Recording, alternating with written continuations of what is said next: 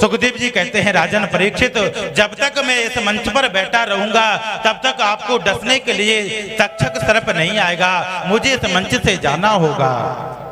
सुखदेव जी कहते हैं राजन, भगवान का 24वां जो अवतार है वो अभी होगा, अभी हुआ नहीं है। वो अवतार संबल क्षेत्र के मुरादाबाद जिले में वहां पर कल्कि अवतार होगा प्रभु का।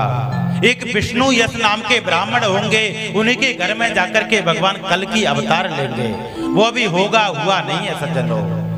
कलयुग की आयु है 4,32,000। जब कलयुग की आयु आधी हो जाएगी उस समय भगवान कल्कि अवतार लेंगे। हम लोग 9 वर्ष की आयु में दादा नाना बाबा सभी बन जाएंगे। एक कलयुग में बताया गया है उम्र हमारी घटती चली जाएगी धीरे धीरे करके। एक चना का पेड़ होता है, उसी पेड़ के नीचे हम लोग रहेंगे, इतने छोटे हो जाएंगे। कलयुग के बारे में बताया। सुखदेव जी कहते हैं राजन, अब मैं इस मंच से विदा लूंगा, अब मुझे इस मंच से विदाई दो। सुखदेव जी का पूजन किया परीक्षित जी ने और मंच से विदाई देने लगे। लेकिन उससे पहले सुखदेव जी ने कहा राजन, आज से 7 दिन तक मैंने कथा को सुनाया, मैं आपसे एक प्रश्न करूंगा। सुखदेव जी कहते हैं राजन, मुझे ये बताओ आप मरोगे कि नहीं मरोगे?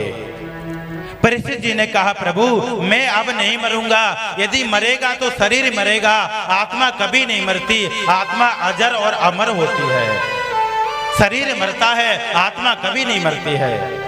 सुखदेव जी ने कहा राजन, मेरा कथा सुनाना और आपका कथा सुनना सफल हो गया है। जिस प्रकार शरीर घटे की तरह होता है, कभी बनता है कभी नष्ट हो जाता है, आत्मा तो अजर और अमर होती है। तुम तु राजन मरेस्येति पशु बुद्धि मीमाम जहे। इतने में सुखदेव जी ने भगवान को याद किया और एक शब्द को बोल करके सुखदेव जी वहां पर अंतर ध्यान हो गए।